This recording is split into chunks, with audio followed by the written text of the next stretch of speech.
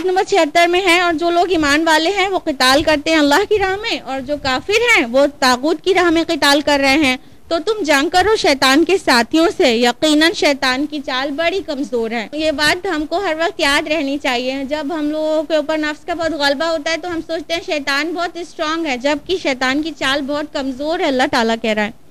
رکو نمبر 11 جو کہ آیات 77 سے 87 پر مشتمل ہے۔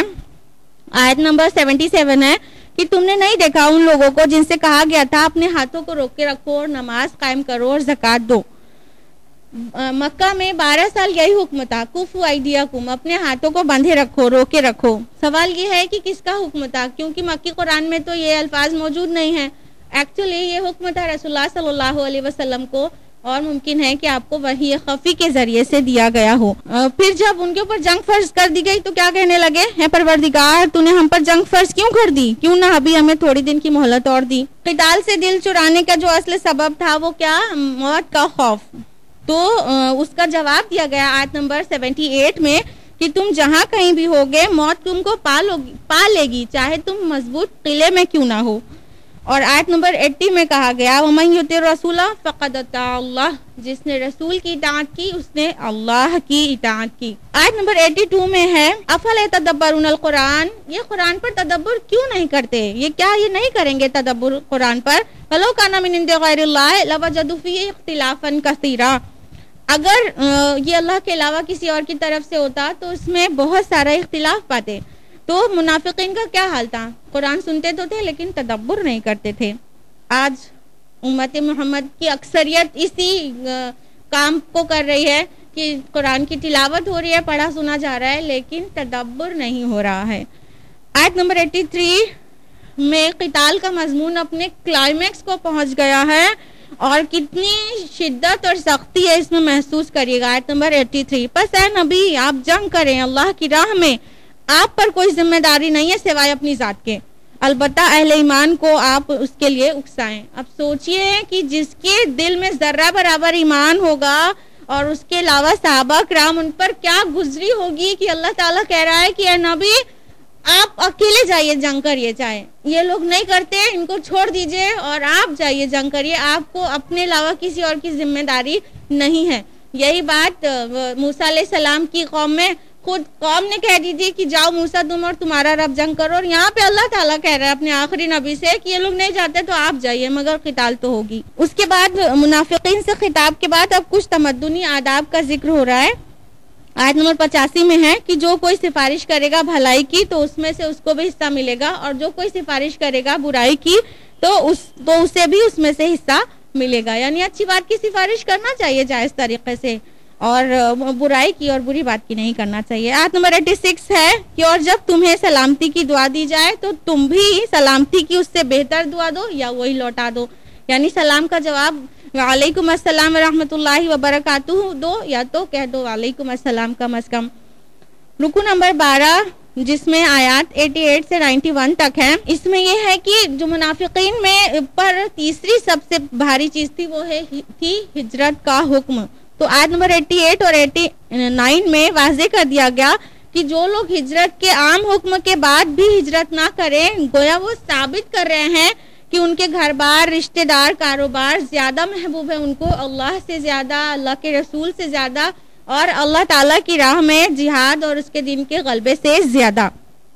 اور نفاق کی اصل حقیقت یہی ہے کہ انسان کو مادی چیزیں اور دنیاوی چیزیں زیادہ محبوب ہو جاتی ہیں۔ تو مسلمانوں سے کہا گیا کہ ان سے کوئی واسطہ نہ رکھیں اور ان کو دلی دوست نہ بنائیں، اور کوئی مصلحت اس کے آڑے نہ آئے۔ اور آیت نمبر 91 میں منافقین کے کردار کی ایک نشاندہی کی گئی ہے کہ تم پاؤ گے قسم کے لوگوں کو جو چاہتے ہیں کہ تم سے بھی امن میں رہیں اور اپنے قوم سے بھی امن میں رہیں، لیکن جب فتنے کی طرف موڑے جاتے ہیں تو اس کے اندر اوندھے ہو جاتے ہیں۔ یعنی کہ جب آزمائش کا وقت پڑتا ہے تو کیا ہوتا ہے، اوندھے منہ چلے جاتے ہیں، یہ دیکھتے ہیں کہ فائدہ کس طرف ہے، کس کا پلڑا بھاری ہے تو ادھر لڑک جاتے ہیں۔ تو ان کے بارے میں کہا جا رہا ہے پس اگر یہ تم سے کنارہ کش نہ رہیں، تمہارے سامنے صلح و سلامتی پیش نہ کریں اور اپنے ہاتھ نہ روکیں تو ان کو پکڑو اور قتل کرو جہاں پاؤ۔ سورہ بقرہ اور آل عمران میں یہ حکم نہیں تھا اتنا سخت، اب نساء میں یہ حکم آ گیا کہ منافقین کے خلاف لڑائی کرو۔ رکو نمبر 13 جو کہ آیات 92 سے 96 تک پر بیسڈ ہے۔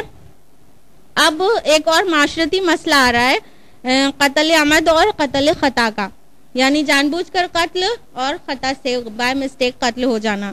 آیت نمبر 92 ہے، کسی مومن کے لیے یہ روا نہیں کہ وہ ایک مومن کو قتل کرے مگر خطا کے طور پر۔ قتل خطا کیا ہے کہ نشانہ لگا رہے تھے، چوک گیا، کسی کو لگ گیا، اس کی جان چلی گئی، روڈ پہ ایکسیڈنٹ ہو گیا اور کوئی کی جان چلی گئی، تو اس طرح جو قتل ہو جائے، جو جان چلی جائے، وہ قتل خطا ہے۔ تو اس کے بارے میں جو سلوشن بتایا گیا وہ یہ کہ جو شخص کسی مومن کو قتل کرے غلطی سے تو ایک مسلمان غلام کی گردن آزاد کرنا ہے اور خون بہا مقتول کے گھر والوں کو ادا کرنا ہے، الا یہ کہ وہ معاف کر دیں۔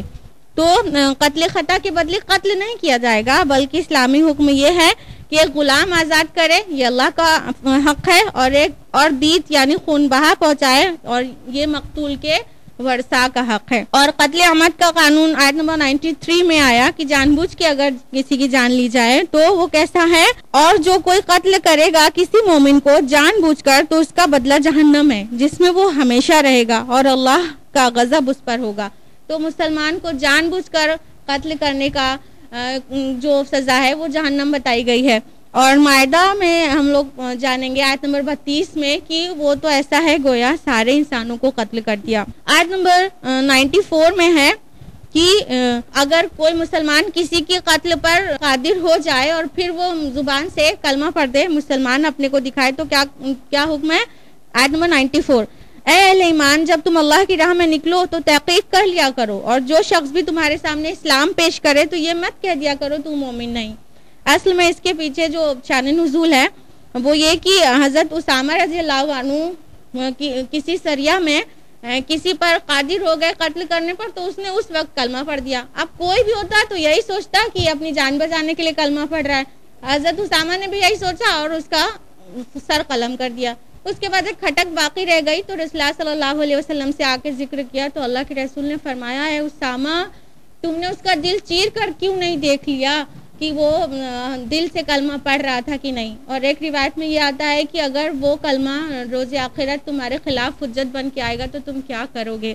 تو کہا گیا کہ کوئی زبان سے بھی اگر اسلام پیش کرے تو اس کو مسلمان سمجھ لینا چاہیے، کیونکہ دنیا کے تمام معاملات کا جو اعتبار ہے وہ زبانی ایمان سے ہی ہوگا۔ اس کے بعد آیت نمبر 95 اور 96 میں ہے کہ بغیر عذر بیٹھ جانے والے اور اللہ کی راہ میں جہاد کرنے والے ہرگز اللہ کی نظر میں برابر نہیں ہے۔ اس کے بعد 14واں رکوع ہے آیت نمبر 97 سے 100 تک۔ آیت نمبر 97 میں ہے کہ جو لوگ بغیر عذر ہجرت نہیں کرتے ان کی سزا جہنم ہے۔ آیت نمبر 98 اور 99 میں ہے کہ جو لوگ عذر شرعی کی بنیاد پہ ہجرت نہیں کر سک رہے ہیں تو اللہ تعالیٰ معاف کرنے والا، رحم کرنے والا ہے۔ اور آیت نمبر 100 میں ہے کہ جو کوئی ہجرت کی نیت سے نکلا لیکن منزل تک نہیں پہنچ پایا، راستے میں ہی فوت ہو گیا، تو اس کا اجر اللہ کے ذمہ ہے۔ رکوع نمبر 15 ہے جو کہ آیات 101 سے 104 تک پر مشتمل ہے، اور اس رکوع میں شریعت کے کچھ احکام اور عبادات کی کچھ تفاصیل ہیں اور خطاب کا رخ اہل ایمان سے ہے۔ آیت نمبر 101 ہے حالت سفر میں نماز کے قصر کرنے کا حکم، اور جب تم زمین میں سفر کرو تو تم پر کوئی گناہ نہیں اگر تم نماز کو کچھ کم کر لیا کرو، یعنی ظہر، عصر اور عشاء کی 4 فرض 2 میں بدل جائے گی، فجر کی 2 اور مغرب کی 3 ویسے ہی رہے گی۔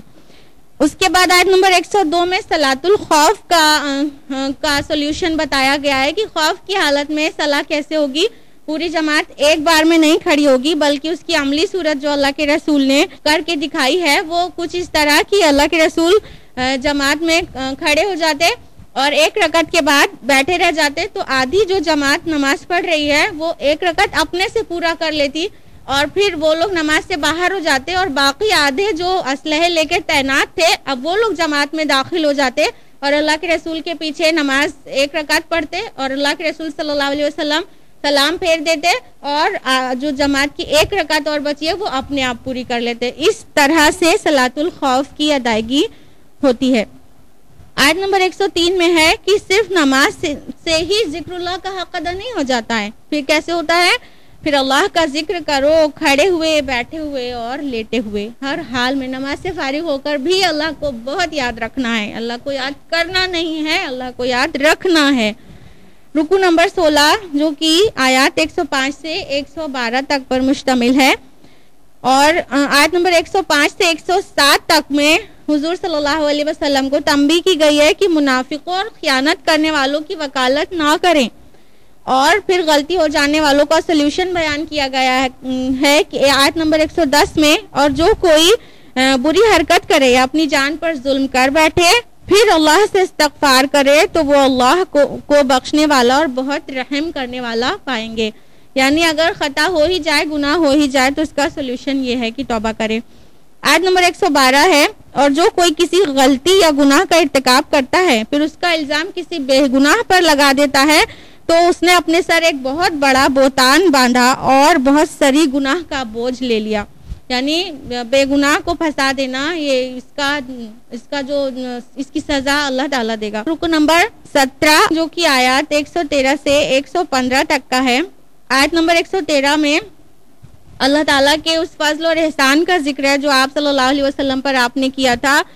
ہوا یوں تھا کہ ایک معاملے میں رسول اللہ صلی اللہ علیہ وسلم منافقین کی پھیلائی غلط فہمیوں سے انفلوئنس ہو کر ظالم کے حق میں فیصلہ دینے والے تھے، لیکن اللہ تعالیٰ نے بچا لیا۔ آیت نمبر 114 میں منافقین کی سرگوشیوں کا ذکر ہے کہ ان کی سرگوشی کچھ بھی اچھی نہیں ہے سوائے اس کے کہ کبھی کوئی خیر یا نیکی کی کوئی بات کرتے ہوں، معاملے کو درست کرنے والی کوئی سرگوشی کرتے ہوں۔ آیت نمبر 115 میں ہے کہ اور جو رسول کی مخالفت پر تل گیا اس کے بعد کہ اس پر ہدایت واضح ہو چکی تھی اور وہ اہل ایمان کے راستے کے سوا دوسرا راستہ اختیار کرے تو ہم بھی اس کو اسی طرف پھیر دیتے ہیں جس طرف اس نے رخ اختیار کر لیا ہو، اور ہم اسے پہنچائیں گے جہنم میں، اور وہ بہت بری لوٹنے کی جگہ ہے۔ یعنی کہ انسان جس طرف کوشش کرتا ہے اور جو چاہتا رہتا ہے اللہ تعالیٰ اس کام کو اس کے لیے آسان کر دیتا ہے۔ تو اچھائی کا انٹینشن کرے تو اچھا کام آسان ہو جاتا ہے، برائی کا انٹینشن کرے اور اس کی کوشش کرے تو وہ کام آسان ہو جاتا ہے۔ اس آیت کے متعلق ایک چیز ہم آپ کو بتانا چاہیں گے، امام شافعی رحمۃ اللہ علیہ کے نزدیک یہ جو آیت کا ٹکڑا ہے وَيَتَّبِعْ غَيْرَ سَبِيلِ الْمُؤْمِنِينَ، اور وہ اہل ایمان کے راستے کے سوا دوسرا راستہ اختیار کرے، اس فقرے کو امام شافعی اجماع امت کی سند مانتے ہیں، اور اجماع امت کی سند کے لیے انہوں نے 300 بار قرآن مجید پڑھا، ان کو نہیں ملی ہے۔ امت کا اگر کسی موضوع پر اجماع ہو جائے تو اس کی کیا حقیقت حیثیت ہے قرآن مجید میں، تو 300 بار تو پڑھنے میں نہیں ملی، 301 بار جب پڑھا تو یہ آیت ان کو اجماع امت کے متعلق اس کے فیور میں نظر آئی۔ رکوع نمبر 18 جو کہ آیات 116 سے 126 تک ہے، میں آیت نمبر 116 ہے، ریپیٹ ہوئی ہے، 48 آیت بھی یہی تھی۔ ان اللہ لا یغفر ان یشرک بہ ویغفر ما دون ذلک لمن یشاء، کہ اللہ تعالیٰ ہرگز نہیں بخشے گا اس کو کہ اس کا شرک کیا جائے اور اس کے علاوہ جو گناہ چاہے گا جس کے بخشے گا۔ ومن یشرک باللہ فقد ضل ضلالا بعیدا، اور جس نے بھی اللہ کے ساتھ شرک کیا وہ گمراہی میں دور نکل گیا۔ آیت نمبر 119 ہے، اور اس نے یعنی شیطان نے کہا کہ اور میں انہیں حکم دوں گا کہ وہ اللہ کی تخلیق میں تبدیلی کریں۔ اور یہ چیزیں اب کتنی عام ہے نا کہ نئے نقش کو بہتر بنانے کے لیے پلاسٹک سرجری ہو رہی ہے اور جینیٹک چینجز ہو رہے ہیں، اپنی مرضی سے یہ چیزیں تخلیق میں چینجز کرنا یہ شیطانی کام ہے اور منع ہے۔ آیت نمبر 123 میں ہے کہ اے مسلمانوں، حقیقت حال نہ ہی تمہاری خواہشات کے مطابق ہے اور نہ اہل کتاب کی امیدوں پر موقوف ہے، جو کوئی بھی برا کام کرے گا اس کو اس کی سزا مل کر رہے گی۔ یعنی تنبیہ کی جا رہی ہے کہ یہود کی طرح تم بھی وشفل تھنکنگ کے عادی نہ ہو جاؤ کہ شفاعت کی امید پر نافرمانیاں کرتے رہو اور حرام کا ارتکاب کرتے رہو اور سوچو کہ ہم کو بخش دیا جائے گا۔ حقیقت تو یہ ہے جو آیت نمبر 124 میں بیان کی گئی، وَمَن يَعْمَلْ مِنَ الصَّالِحَاتِ مِن ذَكَرٍ أَوْ أُنثَىٰ وَهُوَ مُؤْمِنٌ فَأُولَٰئِكَ يَدْخُلُونَ الْجَنَّةَ وَلَا يُظْلَمُونَ نَقِيرًا، جو بھی نیک عمل کرے گا مرد ہو یا عورت اور وہ مومن ہو تو وہ اس کو جنت میں داخل کیا جائے گا اور اس کا ذرہ برابر حق نہ ضائع کیا جائے گا۔ تو ایمان اور عمل صالح یہ شرط ہے، اپنی وشفل تھنکنگ پہ کسی کو جنت نہیں مل جاتی۔ رکوع نمبر 19 ہے جو کہ آیت 127 سے 134 پر مشتمل ہے۔ اس سورہ کے شروع میں خواتین کے متعلق کئی مسائل بیان ہوئے تھے اور ان مسائل کے احکام آئے تھے، لیکن ان میں سے کچھ نکات ایسے تھے جو وضاحت طلب تھے لوگوں کے لیے، یعنی انہیں کنفیوژن ہو گیا تھا، ٹھیک سے سمجھ میں نہیں آیا۔ جب ان لوگوں نے پوچھا رسول اللہ صلی اللہ علیہ وسلم سے، تو اللہ تعالیٰ نے اس کے جواب میں یہ آیات نازل فرمائی۔ آیت نمبر 127 میں یتیم لڑکیوں سے نکاح کرنے کے بارے میں وضاحت ہے۔ آیت نمبر 128 سے 30 تک میں شوہر بیوی کے تعلقات کے بارے میں وضاحت ہے، اور مثال آپ کے سامنے 129ویں آیت ہے کہ اور تم سے ہرگز یہ نہ ہو سکے گا کہ عورتوں کے درمیان پورا انصاف کر سکو، چاہے تم اس کے کتنے ہی حریص ہو، لیکن ایسا تو نہ کرو کہ ایک ہی طرف جھک جاؤ اور دوسرے کو معلق چھوڑ دو۔ یعنی آیت نمبر 3 میں کہا گیا تھا نا کہ اگر انصاف نہیں کر سکو تو صرف ایک کرو، تو یہاں پر اس کی وضاحت ہے کہ پورا انصاف تو تم سے ہو ہی نہیں سکے گا، لیکن کم سے کم معلق تو نہ چھوڑ دو کہ ایک کو بہت ساری طرح کی چیزیں دو اور سارے حقوق ادا کرو، اور ایک کو کوئی بھی حق نہ دو۔ تو اس کی حقیقت کو جان لیجئے کہ اگر قلبی میلان کسی طرف ہوگا زیادہ، کسی بیوی سے تھوڑا زیادہ محبت ہے اور کسی بیوی سے دل میں تھوڑا سا کم محبت ہے، تو اتنا جائز ہوگا، صرف قلبی میلان کا جو فرق ہوگا اتنا جائز ہوگا، کیونکہ وہ اپنی حد سے باہر ہو جاتا ہے، لیکن ظاہر چیزوں میں پورا عدل کرنا پڑے گا۔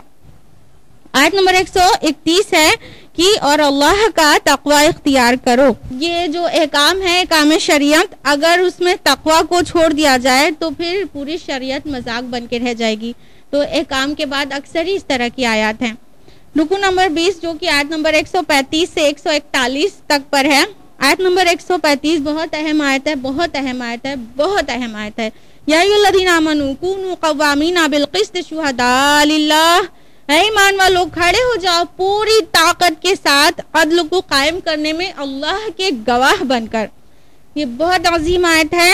اللہ تعالیٰ زمین پر عدل قائم کرنا چاہتا ہے، اسی لیے تو اپنے دین کا غلبہ چاہتا ہے، اور قیام عدل کے جو کارندے ہیں وہ اہل ایمان نہیں تو اور کون ہے، اور ان کو اللہ تعالیٰ نے اپنا گواہ کہا ہے۔ اللہ کے گواہ بن کر عدل اجتماعی کرو، یعنی سوشل جسٹس پر زور دیا گیا ہے۔ اجتماعی عدل، جب پورا کا پورا نظام اللہ کا ہو جائے گا تب جا کے اجتماعی عدل ممکن ہو سکے گا۔ آیت آگے کنٹینیو ہوتی ہے، خواہ یہ تمہارے اپنے خلاف ہو، چاہے تمہارے والدین کے خلاف ہو یا تمہارے رشتہ دار عزیز کے خلاف ہو، چاہے وہ شخص غنی ہو یا فقیر، اللہ دونوں کا پشت پناہ ہے۔ اور تم خواہش نفس کی پیروی نہ کرو، کہیں تم عدل سے نہ پھر جاؤ، اور اگر تم نے کج بیانی یا پہلو تہی کی تو یاد رکھو کہ اللہ تعالیٰ تمہارے سارے اعمال سے باخبر ہے۔ تو عدل اجتماعی کے لیے یہ آیت ہے، سوشل جسٹس کو اسٹیبلش کرنا چاہتا ہے اسلام، یہی اسلام کی روح ہے۔ آیت نمبر 136 میں ہے، یا ایھا الذین آمنوا آمنوا باللہ ورسولہ والکتاب، اے لوگوں جو ایمان لائے ہو، ایمان لاؤ اللہ پر، اس کے رسول اور کتاب پر۔ کتنا عجیب فکر ہے نا، ایمان والو ایمان لاؤ۔ پہلے جو کہا گیا اے لوگوں جو ایمان لائے ہو، وہ قانونی ایمان کے بارے میں کہا گیا، اور آمنو جب پھر سے کہا گیا ایمان لاؤ تو یہ حقیقی ایمان کے بارے میں کہا گیا کہ کلمہ شہادہ پڑھ کے سب کے سب اپنے آپ کو مومنین کی جماعت میں لا تو چکے ہو، لیکن سچ مچ میں مومن بنو، حقیقی ایمان لاؤ اللہ رسول پر۔ آیت نمبر 137 سے 139 میں منافقین کے کفر اور ان کی سزا کا بیان ہے، اور آیت نمبر 140 میں ہے کہ جہاں پر اللہ کی آیات کا کفر کیا جا رہا ہو اور اس کا مذاق اڑایا جا رہا ہو وہاں نہیں بیٹھنا چاہیے، اور کہہ دیا گیا ورنہ تم بھی انہی میں سے ہو جاؤ گے۔ تو ایسی جگہوں پر نہیں بیٹھنا چاہیے جہاں پر اللہ تعالیٰ اور اس کی آیات کا مذاق بنایا جا رہا ہو۔ اور آیت نمبر 141 میں منافقین کے دوگلے برتاؤ کا ذکر ہے۔ اس کے بعد رکو نمبر 21 جو کہ آیات 142 سے 152 پر مشتمل ہے، اور اس میں آیت نمبر 142 میں منافقین کی صلاح کا ذکر کیا گیا ہے۔ ذرا چیک کریے گا کہیں ہماری اور آپ کی صلاح ایسی تو نہیں۔ وَإِذَا قَامُوا إِلَى الصَّلَاةِ قَامُوا كُسَالَىٰ، اور جب بھی نماز کے لیے کھڑے ہوتے ہیں تو کھڑے ہوتے ہیں کاہلی اور سستی کے ساتھ، یُرَاءُونَ النَّاسَ، محض لوگوں کے دکھانے کو، وَلَا يَذْكُرُونَ اللَّهَ إِلَّا قَلِيلًا، اور اللہ کا ذکر نہیں کرتے مگر بہت تھوڑا سا۔ کہیں ہماری اور آپ کی نماز ایسی تو نہیں ہے کہ نماز پڑھنے کے لیے کھڑے ہوتے ہیں لیکن بڑی کسمساہٹ کے ساتھ، بڑی کراہت کے ساتھ، بہت تنگی محسوس کرتے ہوئے، خصوصاً فجر اور عشاء کی، ارے ابھی نماز باقی ہے. یہ منافق کی نماز ہے، قرآن مجید کہہ رہا ہے. آیت نمبر 145 میں منافقین کی سزا ہے. ان المنافقین فی الدرک الاسفل من النار، کہ بے شک منافقین جہنم کے سب سے نچلے درجے میں ہوں گے، در کے اسفل میں، لوئسٹ لیول میں. اور آیت نمبر 147 میں بہت ہی پیار سے کہا گیا، اور اللہ تمہیں عذاب دے کر کیا کرے گا اگرچہ تم شکر اور ایمان کی روش اختیار کرو. یعنی جو عذاب کا ذکر ہے وہ اللہ تعالیٰ یہ چاہتا نہیں ہے تمہیں عذاب دے، وہ تو چاہتا ہے تم شکر گزاری کرو، ایمان کے تقاضوں کو پورا کرو.